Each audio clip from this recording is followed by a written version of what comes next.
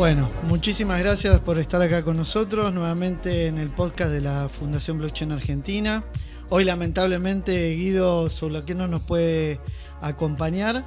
Estamos acá con Juan Olmos, que nos acompaña gratamente, y como siempre, coequiper, con nosotros Alex Barros, miembro de la Fundación.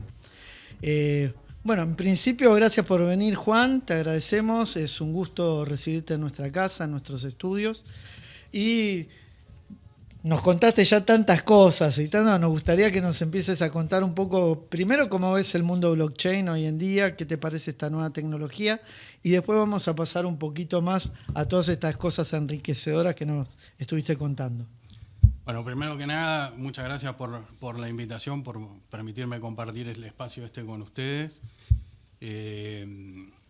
Con respecto a cómo veo blockchain, al igual que todas las tecnologías disruptivas que hay hoy en el mercado, me parece que vienen un poco a cambiar la realidad de todos los días desde varios aspectos. Y me parece que la implementación de estas tecnologías, tanto blockchain, inteligencia artificial, las redes 5G, el Internet de las cosas, van a cambiar la realidad como la vivimos en el día a día, ¿no? Y son una realidad que hoy ya existen. Quienes no las implementen, por definición van a perder competitividad a nivel de estados, a nivel corporativo, a nivel de lo que sea, digamos, ¿no? Pero pierden las virtudes de aprovechar estas tecnologías. Te pregunto, porque nombraste varias cosas, una de ellas Internet of Things, AI, todos temas que vamos a tocar, pero también dijiste, lo caratulaste como tecnología disruptiva. ¿Qué es lo que en tu opinión ves como más disruptivo, ya sea porque fue un cambio o quizás sea lo que más te entusiasma a vos personalmente? Mirá, hoy el boom, y me parece que todos lo vemos un poquito, algunos más de lleno y otros tangencialmente, pero lo de inteligencia artificial, no hay quien no esté hablando hoy de inteligencia artificial, ¿no es cierto? Y la sencillez hoy con la que hoy ya lo podés utilizar, desde un prompt en ChatGPT hasta ya embebido dentro de aplicaciones donde vos no sabés que estás usando inteligencia artificial y sin embargo en el resultado obtenido, el resultado obtenido se logró en base a aplicar algunas cuestiones de inteligencia artificial. Lo mismo pasa como te decía, las redes 5G van a llevar mayor conectividad y ancho de banda a lugares donde hasta ahora no se podía. Cuando vos empezás también a mezclar estas tecnologías del Internet de las cosas, de poner sensores, automatizar, conectar, implementación de drones, etcétera, vas a ir viendo que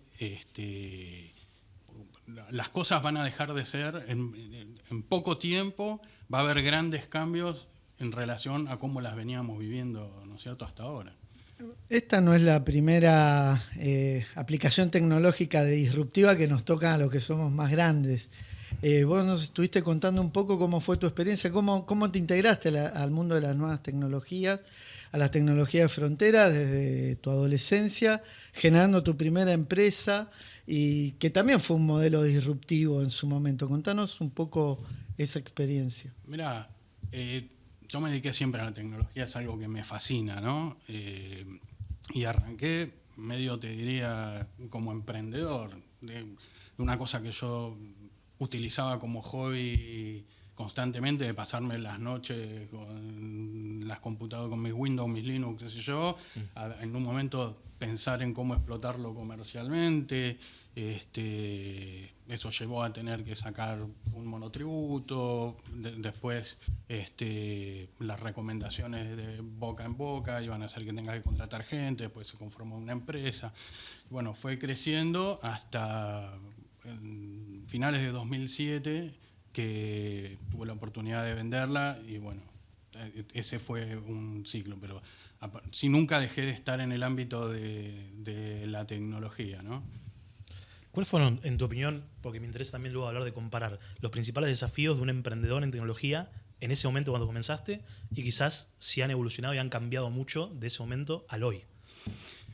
Mirá, desde hay cuestiones que son comunes a todos los emprendedores, crisis de crecimiento, contextos país y un montón de cosas que uno por más esfuerzo que le ponga, te cae algún misil que vos no tenías pensado y te toca. Sí. Y después, en el caso de la tecnología en sí, a mí me fue una de las cosas que funcionó muy bien era el tema de los juegos en red. Ok. Eso surge porque en un momento me la pasaba yo jugando y dije, me la pasaba jugando Counter y dije, o le saco provecho a esto o dejo de jugar. ¿El 1.6 asumo? Exactamente. Muy bien. Ya había arrancado con el 1.3 antes, pero OG, en realmente OG. En la época del 1.6 fue que, bueno, armé una empresa de hosting de servidores, qué sé yo, con servidores de Counter-Strike, Call of Duty, varios RPGs. Bien. Y en un momento tenía en Telecom una jaula con 6 racks y alrededor de 400.000 personas jugando en simultáneo. Era una locura, digamos. O sea, perdón, si yo con mis amigos que iba al ciber a jugar al Counter, probablemente estamos jugando en un server tuyo. Muy Y probablemente. muy probablemente estabas aportando acá a la empresa del Muy servidor. probablemente. Ok. Ahora, eso hizo que la empresa funcionaba bastante bien. Vendí esa empresa. Había constituido otra también relacionada con el tema de los juegos. Y ahora viene otra de las crisis que yo te digo. Empezaron a aparecer que hasta ese momento no eran muy conocidos los ataques de negación de servicio. DDoS. Exactamente.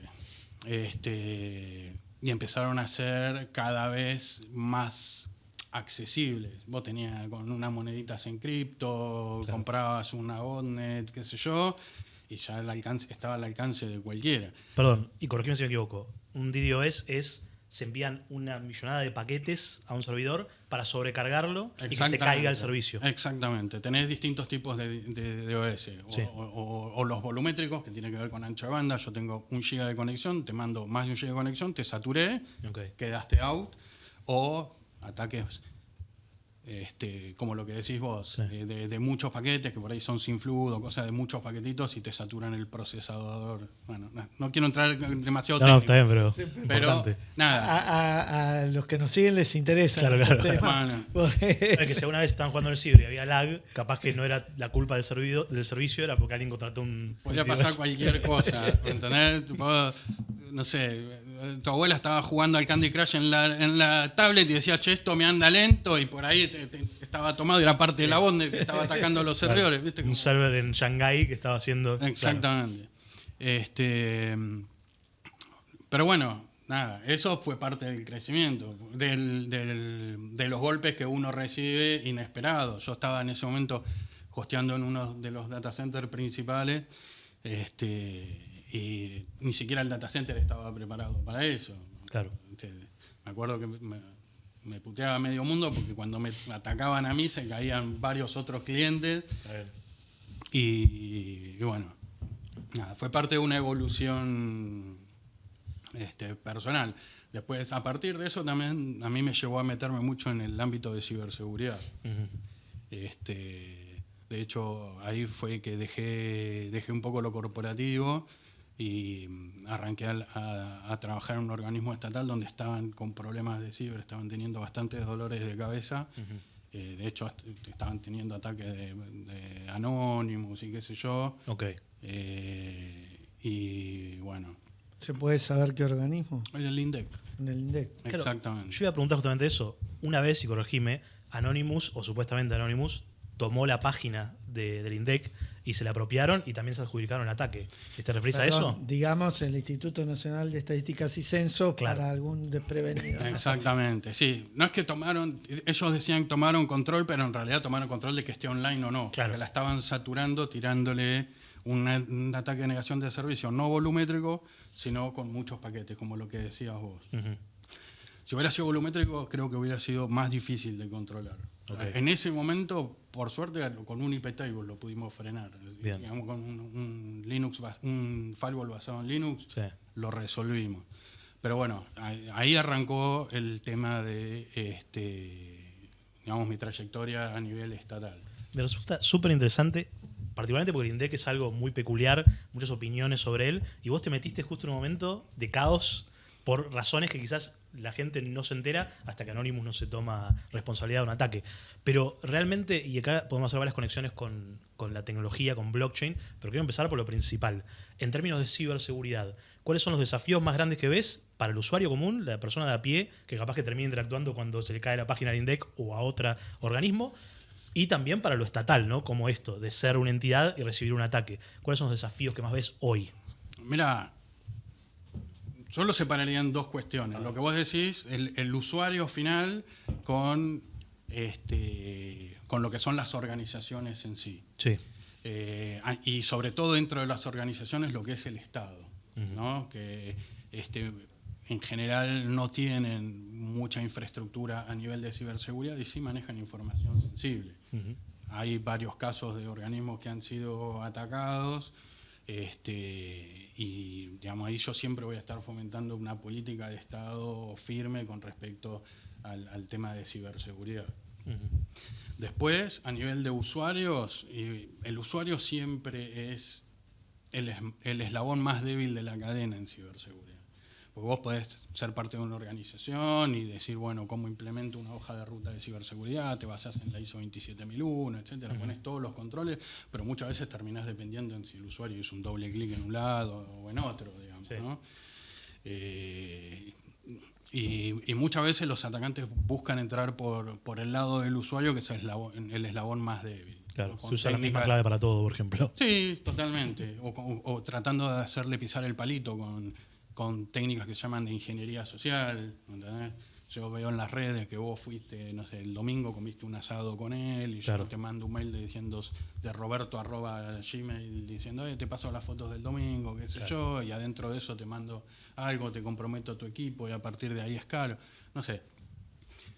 En general, el tema del usuario en ciberseguridad es como el eslabón más débil de la cadena. Por eso es tan importante dentro de las organizaciones hacer las campañas de concientización, ¿no? Claro. En función de estas nuevas tecnologías, tanto de IA y blockchain, ¿qué aportan en el mundo de la ciberseguridad? Mirá, blockchain de por sí es una tecnología segura, te diría, por definición. Por algo todo lo que es el mundo cripto se monta sobre una tecnología como blockchain, ¿no? Por no ser centralizada, por el nivel de cifrado y una serie de cosas. Si nosotros separamos lo que es cripto de lo que es la tecnología donde corre, que es la blockchain, te permite aprovechar los beneficios de esta tecnología en cuestiones de integridad de información, en temas de trazabilidad y otra serie de cuestiones que yo veo que son muy útiles de implementar en muchos de los procesos de las organizaciones, por ejemplo en el Estado. A mí me tocó, cuando estaba en una de las secretarías de presidencia, estar como coordinador técnico de un proyecto de blockchain, de la blockchain federal, exactamente. Que, perdón, los conocemos, hemos tenido programas con gente actual y pasada de blockchain federal, y queremos hablar de eso más, pero perdón, blockchain federal. Sí. No, es un proyecto muy interesante que por suerte fue pasando a nivel de fue trasvasando las distintas gestiones y con implementaciones que le dieron mucho valor agregado al tema de los procesos o de transparencia, como sellar, por ejemplo, las publicaciones con sello de tiempo en las publicaciones del boletín oficial, en los registros de los dominios de internet de NIC, trazabilidad, el sello de tiempo también en las pólizas de los seguros de caución de la Superintendencia de Seguros. Se implementó el sellado de las votaciones en Cámara de Diputados. No sé, hay todo un universo de implementaciones sobre blockchain que le dan una capa de valor agregado a los procesos de por sí, a nivel de transparencia y de seguridad, ¿no es cierto? Que después el ciudadano capaz que no ve, pero realmente le dan termina cumpliendo un objetivo que antes, y quizás con las tecnologías, no era tan eficiente. A veces hablamos de, ¿qué diferencia hay entre esto y usar un Excel? Y bueno, que aquí tenés que confiar en la persona que carga el Excel y la integridad de esos datos. En cambio, si vos trazás los datos en tiempo real, el tipo que, como decías vos, en una cámara levanta la mano, por sí o por no, bueno, eso queda trazado, confías en la tecnología, no en el individuo. Exactamente. Yo te quiero preguntar algo específicamente que vuelve a varias cosas que ya nombraste de diferentes participaciones en el Estado, y es, ¿encontraste resistencia cuando decías, che, quiero hacer esto, hay que hacer esto, hay que implementar una tecnología? ¿Y qué tipo? Porque una resistencia puede ser alguien que dice, no me gusta, y otra puede ser simplemente porque, como decías, a veces el Estado no tiene las herramientas, está un poco atrasado, y siendo vos el que querías empujar un poco a que se suceda esto. ¿Qué tipo de desafíos y qué resistencia encontraste? Mirá, siempre... Una de las peleas que siempre tenés es la del presupuesto. Claro. ¿Me entendés? Y entonces ahí vos tenés que salir a saber expresarte bien de cuestiones técnicas sin ser técnicas, o para alguien no técnico. Yo creo que es muy difícil hoy encontrar a alguien que no sepa de la importancia de la implementación de las nuevas tecnologías. Por ahí no entienden del todo cómo funciona, Claro. ¿me entendés? Pero saben que es una cuestión que hoy está disruptiva, que se está implementando en todos lados. Entonces hay como determinado interés. Después, como te digo, hay otras cuestiones, otras limitantes. En el tema de ciberseguridad, por ejemplo, si yo quiero implementar ISO 27001 en mi organización, y necesitas un montón de cosas. Uh-huh. Y por ahí no te dan mucha bola hasta que tenés un incidente, cuando está todo prendido a fuego. ¿Qué tenemos que hacer para que Claro. esto...? Ahora, sí. Claro, ya tarde. Sí. Pero digamos, son cosas que pasan. Pero a mí me parece que hay que hacer un laburo constante de difundir y de evangelizar el tema de la implementación de las nuevas tecnologías, ¿no? Bueno, en eso estamos acá en la Fundación. Nos estabas contando tu experiencia a nivel nacional y obviamente lo que es Blockchain Federal, que nosotros es algo que admiramos y que creemos que va por ahí el camino, sobre todo en lo que es el Estado Nacional y sus distintos ministerios. ¿Qué experiencia viviste con los gobernadores, con los intendentes, si estuviste trabajando? ¿Cuál viste, si es igual a lo que sentiste en Nación, en esta discusión de si sabían, si no sabían, si están abiertos a nuevas implementaciones o no? Mirá, yo creo que hay de todo, la verdad. Hoy es difícil encontrar a alguien que esté en un cargo como intendente o gobernador que no entienda la importancia de las nuevas tecnologías. Me parece que es importante por ahí llevar los ejemplos o mensajes claros de, digamos, qué es lo que hay que hacer, dónde se aplica y cuál es el beneficio, como para llegar claro, ¿no? ¿Viste? Muchas veces hay términos técnicos y cosas que por ahí marean a la persona con la que vos tenés que hablar y eso juega en contra. ¿Entendés? Entonces, nosotros, por ejemplo, en lo que tiene que ver con blockchain, hemos trabajado en un proyecto muy interesante en Chaco para tokenizar parcelas de bosque nativo, Okay. que siempre están amenazados, ¿no es cierto? La idea era poder tokenizar esas parcelas, poner a la venta los tokens, que lo recaudado por esos tokens vaya a un fideicomiso, todo lo recaudado en el fideicomiso vuelve a darle más valor a las parcelas, sistemas antiincendio, GPS para animales en peligro de extinción, etcétera, que a su vez aumenta el valor del token, porque aumenta el valor de la parcela, aumenta el valor del token y te permite ir agrandando el esquema, digamos, ¿no? Yeah. En ese caso lo laburamos con un gobernador que la vio y la entendió, entonces es muy importante para mí llevar casos concretos y saber expresarlos bien. ReFi, una gran industria de Regenerative Finance que realmente en momentos de bull market también a veces toma cierto protagonismo, pero que sería realmente una pena que solamente dependa de eso, porque es un uso clave y muy claro de esta tecnología donde, de nuevo, como decíamos antes, capaz que no hay otra solución o otras soluciones no tan completas como esas. En ese contexto, quizás hablando de cuestiones más macro y volviendo a blockchain y en conexión con la evangelización que hablábamos antes recién, ¿qué es lo que a vos particularmente más te entusiasma de blockchain? Y lo conecto con varias cosas. Por ejemplo, vos estuviste en Blockchain Federal. Ok, pero si el dinero no fuera objeto, ¿qué forma tomaría Blockchain Federal? ¿Qué forma tomarían, en tu opinión, estos proyectos de ReFi? ¿Dónde vos los llevarías y dónde lo implementarías si te dijéramos, bueno, acá tenés una cuenta ilimitada, ¿cómo hacemos? Para implementar blockchain a nivel de tokenización de activos, digamos. Sí, o del Estado, por ejemplo. No, en el Estado, por ejemplo, la tarea que viene realizando la BFA a nivel de trazabilidad y sello de tiempo, etcétera, me parece que quedan aún miles y miles de procesos donde esto puede generar valor o puede generar una capa de transparencia importantísima. Después está todo el tema a nivel de cripto y de tokenización de activos, que me parece que también es otro universo que hay que atacar, que hay que explotar, que hay que evangelizar para poder ir a hablar con cada uno de los intendentes, de los gobernadores, llevarles casos de ejemplo y empezar con pruebas pilotos. Me parece que ese es un camino interesantísimo a recorrer. Ok. Entonces, Real World Assets, por ejemplo, es algo muy importante.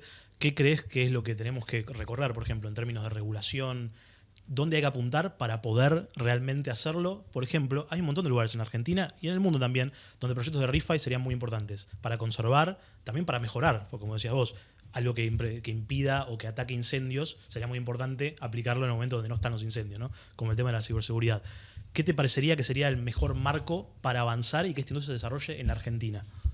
Mirá, si hablamos de marco regulatorio, digamos, siempre con la tecnología pasa eso, la tecnología evoluciona mucho más rápido que los marcos normativos. Sí. Sí me parece que hay que trazar una línea de laburo constante y sin interrupciones y que vaya de la mano con la evolución lo más cerca posible de la evolución de la tecnología. Okay. Todo esto que yo te decía a nivel de blockchain o a nivel de criptoactivos, hay un universo de potenciales implementaciones y que no tienen un marco normativo y eso a su vez le genera dudas a quien tiene que tomar las decisiones. Me parece que tener una línea de laburo constante y clara por ese lado es clave. Bien. Estuviste contando un poco el proceso del proyecto que tuviste en una gobernación. Y muchas veces se avanza estos proyectos, todos sabemos cómo son las revoluciones tecnológicas. ¿Dónde quedó ese proyecto? ¿Qué pasó? ¿Se incorporó conocimiento? ¿No se incorporó? ¿Se pudo expandir a otras industrias? ¿Quedó acotado ahí? ¿Cómo fue ese destino? Mirá, lamentablemente quedó en un cambio de gestión. Porque, bueno, tiene que ver con determinadas decisiones o prioridades, ¿no es cierto? Obviamente es un proyecto que está para continuar en cualquier momento y me parece que va de la mano con lo que ya repetí 10 veces de seguir insistiendo y seguir evangelizando la cuestión, ¿no es cierto? Y si no es ese proyecto, otros proyectos. Pero resiliencia. Totalmente. Digamos, la blockchain está ahí, la inteligencia artificial está ahí, las nuevas tecnologías están ahí para sacarles provecho y en el caso del gobierno propiamente dicho, mejorarle la calidad de la vida de la gente, ¿no? Sí, en esto que estás diciendo se me viene a la cabeza la idea de la importancia estratégica que puede tener para un país proyectos como de ReFi que usan blockchain impulsados por el Estado, iniciativas que den más transparencia, más trazabilidad a los recursos, bueno, blockchain federal en general como herramienta, y vos nombrás ahí la clave. La importancia estratégica de un proyecto depende de la continuidad a través de cambios de gobierno, ¿no? De ese tipo de proyectos, ¿cuál es, por ejemplo, de blockchain federal, cuál es lo que te parece sería la importancia estratégica para el país de que exista, que se expanda una blockchain propia del Estado argentino? ¿Cuál es la importancia estratégica que tiene para el futuro del país? Mirá, como te decía, para mí son proyectos, y ojalá hubiera muchos más como blockchain federal, para la incursión de estas tecnologías. ¿Me entendés? Es importante no solo la tecnología en sí, tener cada vez mayor cantidad de implementaciones, sino poder llevar esto a gente que hoy no está en ese mundo, de capacitarlos, meterlos en las universidades, generar proyectos, financiar proyectos. Me parece que es importantísimo expandir al máximo posible el potencial de todo esto, ¿no? Sí. Absolutamente. Perdón, ¿ibas a decir algo? No, porque estoy haciendo conexiones mentales con, por ejemplo, una de las cosas que has hecho es laburar en ARSAT, por ejemplo, que también es otro proyecto con importancia estratégica para una nación. Por eso, quizás ahí en ese punto iba, ¿no? De decir, ¿dónde aporta valor que quizás en otro mecanismo, como por ejemplo que el Estado use una red ajena, no sé, que que agarre Solana o que agarre Ethereum directamente. ¿Cuál es la diferencia quizás y cuál es la ventaja de decir tengamos una propia? En términos técnicos, quizás en términos de alcance y de lo que podemos hacer que quizás en otra no podríamos, y de los riesgos a los que nos exponemos quizás si no lo hacemos directamente. Mirá, la definición que se me ocurre, valga la redundancia, por definición, es soberanía tecnológica. Okay. Ahora, después, si vos me decís, o que se ponen muchas veces en tela de discusión, que si tiene que ser el privado para una cosa, lo público, esto, el otro, qué sé yo, hay algunas cosas que son definiciones, conveniencias. Yo creo que en muchos aspectos hay que cuidar lo de la soberanía nacional, en otros aspectos la competencia del mercado suma. Digamos, todos los players, digamos, tienen un rol importantísimo en esto. Es importante que cada uno cumpla con su rol. Desde el punto de vista del costo de la transacción también debe haber algún criterio que hace que sea más barato si tenés una blockchain nacional que si tomás una internacional, ¿o no? Y seguro que sí, porque vos jugás con distintos costos. A ver, en el caso de... te llevo al tema de blockchain federal, que tiene sus particularidades. No es una blockchain que tiene cripto, tiene una destilería propia que reparte el gas a las cuentas para ser quemado, qué sé yo. No es una blockchain donde vos comprás gas, digamos. Claro. Después hay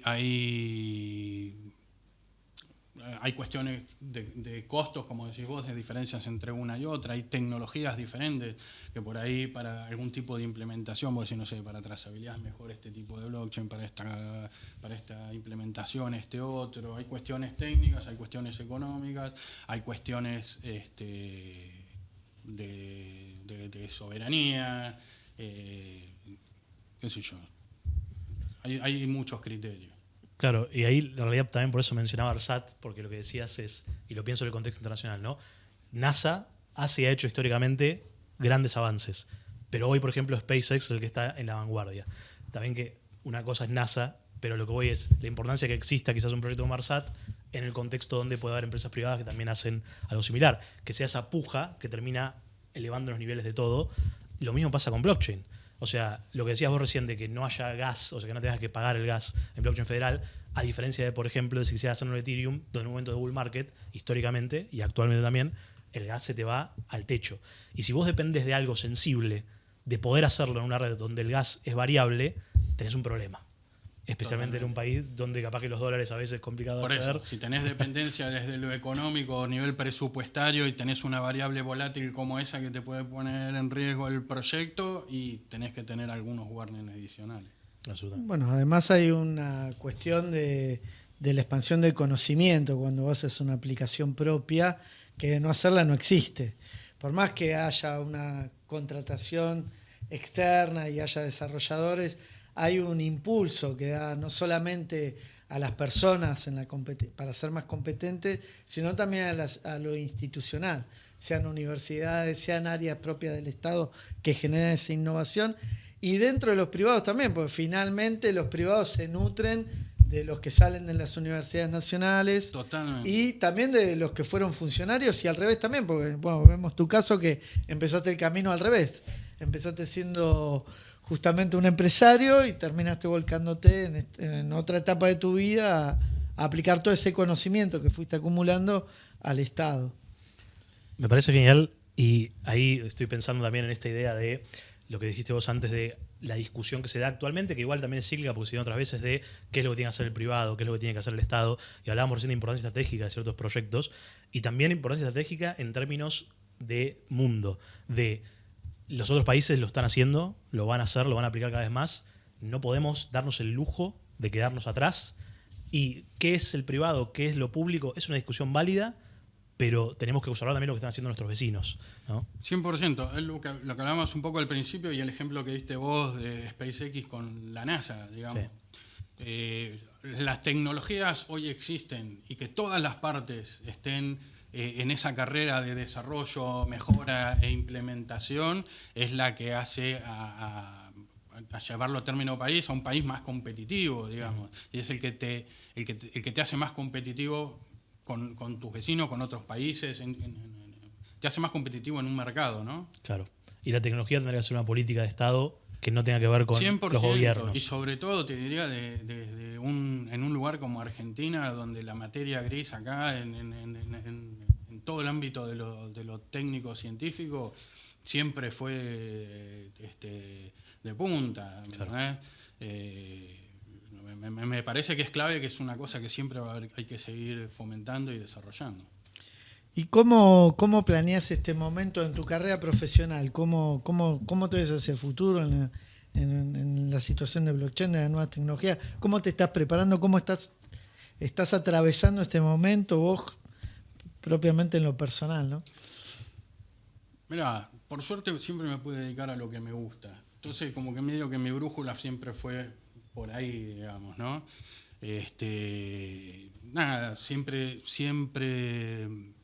desarrollándome en el ámbito, viendo las nuevas tendencias, los proyectos, qué sé yo, y un poco eso es lo que me alimenta a mí de información para ir generando el camino, ¿no? Por dónde desenvolver.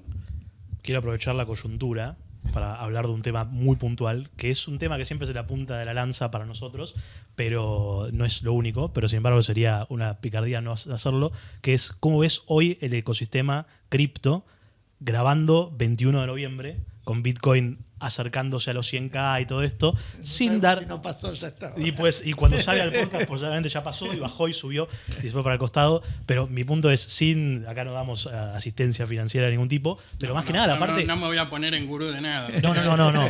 Y aparte, si lo decís, sos vos, ¿no? Sí, nosotros, no, jamás me pondría en una cuestión así, pero sí... El ecosistema, el momento, ¿cómo lo ves? No, a ver, el momento lo veo bien, no tengo tanto conocimiento en qué es lo que pasa en el contexto que hace que... Sí, lo que te puedo decir es que esto es algo que viene para quedarse, que claro. 1000 veces por especulaciones, por intereses, por lo que sea, lo han querido dar por muerto, 1000 veces se ha levantado, y hoy es el ejemplo más puntual digamos, del potencial y del estado del mundo cripto, ¿no?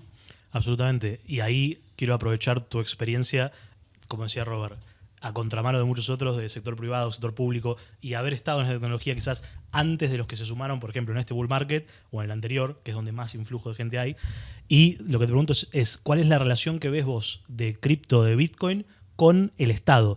¿Cómo tienen que interactuar los estados? Porque hay estados que lo prohibieron y después lo desprohibieron, otros que lo están prohibiendo ahora, otros que compran masivamente y otros como la Alemania, que por ejemplo tenían miles y miles, bueno, decenas de miles de Bitcoin secuestrados de cuestiones policiales y demás, que los salieron a vender, y eso fue también lo que hizo que baje hace unos meses atrás. ¿Cómo ves y qué es lo que pensás, cómo tiene que reaccionar el Estado ante no solamente la tecnología cripto en general, sino particularmente Bitcoin y esta movida?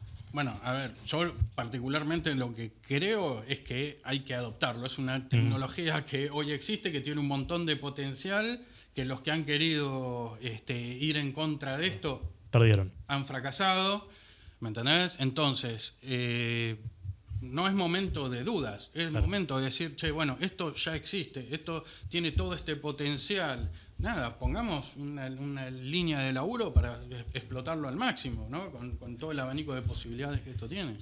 Bueno, acá sería la discusión entonces si vamos a Bitcoin o una CBDC. ¿Cuál es tu posición? ¿Qué pensás al respecto? ¿Tenés alguna postura al respecto? Muy controversial. Por eso. Sí, no, me tiraste dejalo que conteste él, por eso, es lo importante. Es un lugar seguro para hablar de cuestiones filosóficas. Nadie nos está escuchando. Nadie. Va a haber un porcentaje alto que capaz te cascoquetean acá en la plaza, ¿no? Pero bueno. No. ¿Es importante que los estados tengan su propia moneda virtual o no? Yo creo que sí, y tiene que ver un poco... Me parece que es una cuestión de que coexistan las dos cosas. Me parece importante que el Estado tenga una moneda relacionado sobre todo por el concepto que dijimos antes de soberanía, ¿me entendés? Entonces, yo creo que sí, que tiene que haber una moneda. Me parece que además es un activo financiero que va a potenciar al Estado argentino, y que que sí, que tiene que ser, que ya debería ser una realidad como tienen algunos otros países. Quizás para poner en contexto, Brasil lo está haciendo, está en lo que ahora se llama etapa 2, pruebas piloto con humanos que va a haber pronto. El punto quizás es el cómo. Nosotros venimos hablando de esto hace mucho tiempo, porque está el cómo, que literalmente es eliminar el papel y hacerlo digital, pero que no haya ninguna diferencia entre cómo opera y que esté a los humores de los administradores, y hay otra que es usando blockchain realmente. Porque hay CBDCs que son cripto en nombre nada más o digitales en nombre nada más, y hay otras que quizás pueden serlo de una forma mucho más seria. Y ahí también es la cuestión de vos habiendo estado en el Estado, habiendo tenido que tomar decisiones en ese contexto, cómo te llevas con la idea de que cosas que antes hacía el Estado en el futuro y en el presente ya son descentralizadas. Porque uno pensaría que hay una contradicción. Yo digo, no, yo he estado en este rol, no me gusta que nada sea descentralizado. ¿Pero es así la cuestión? ¿O ves un valor ahí? Mirá, no, yo creo que yo veo un valor en eso. Veo un valor en el que sea descentralizado, sobre todo en la confianza, por llamarlo de alguna manera. Que es un poco lo que te da la blockchain, el hecho de que sea descentralizada y mientras más partes conformen la blockchain y vos tengas nodos en el sector público, claro, privado, en asociaciones civiles, etcétera, le da más confianza a la blockchain, ¿no? y a los servicios que vos corras por arriba de la blockchain. O sea, cuanto más diverso también es más legítimo. Y no solamente es que te tengo que decir, no, esta institución es legítima, confía en ella, sino que vos ves que es parte de una red mucho más amplia. Exactamente. Bueno, es que en realidad en el proceso hacia la modernización del Estado-Nación propio en nuestro territorio nacional, el activo de la confianza en el otro fue un activo en sí mismo. Muchos contratos se hacían de mano. Claro. Después hubo una etapa histórica donde se perdió eso. Y hoy en realidad el blockchain con cierta cadena, ciertos valores y cierta seguridad retoma esa confianza también, ¿no? Uh-huh. Pero es lo que dice él, con determinados parámetros técnicos y de seguridad, es muy similar al tema de la utilización de la nube, cuando decían, no, los datos tienen que estar en el territorio. Hoy Internet trasciende todas esas fronteras. Claro. ¿Me entendés? Yo hoy te quiero atacar, yo estoy acá y te quiero atacar tu notebook acá, te la ataco de una VPN en China sí. Y no es, digamos, una cuestión internacional de, te quiero decir, no son las mismas fronteras en el ciberespacio que, digamos, en lo terrenal. Sí, en lo analógico, sí. En lo analógico, exactamente. Absolutamente. En ese contexto me parece muy interesante porque un lema mucho de Bitcoin, pero también de los criptoentusiastas, es la idea de Don't Trust, Verify, que acá el análogo en términos de confianza es la confianza no la pones en la persona, la pones en la tecnología porque te permite verificarla, porque te permite chequearla, porque te permite ver cuáles son los valores, no solamente en términos filosóficos, sino también en términos técnicos de qué tan diversificado está esto. Los nodos están todos concentrados por una empresa que los tiene en diferentes lugares, o un estado, o realmente son diversos. Y creo que también, y ahí una cosa siempre nos interesó dentro del blockchain federal, está el nombre federal, es importante, no es solamente blockchain nacional, porque podría ser nacional y podrían estar todos los nodos en Buenos Aires. Pero si es federal, sí significa que está diversificado en todo el territorio, ¿no? Está diversificado y además vos tenés un consejo que está conformado por una parte de gobierno nacional, una de gobiernos locales, una del sector privado y una de sin fines de lucro. Claro. O sea que además de ser federal, están todos los actores sociales, digamos. Bien. Entonces, mientras más diversidad tengas, lo hace más confiable, además de la confianza de la cuestión técnica de que sea distribuido, cifrados y demás cuestiones, ¿no? Yo tengo un solo problema. No me dijiste qué moneda comprar. Necesito que me digas. Invertí acá. Pero eso, digamos, ustedes. Fundación Blockchain. No podemos. No podemos. Bueno. Bueno, en la parte financiera debería decir yo, pero no voy a decir nada. No digamos nada. No al aire, por lo menos. Apagamos la cámara, por favor. ¿Te queda alguna pregunta más, Alex? No, simplemente dónde encontrarte en redes, en algún lugar de contacto, en LinkedIn.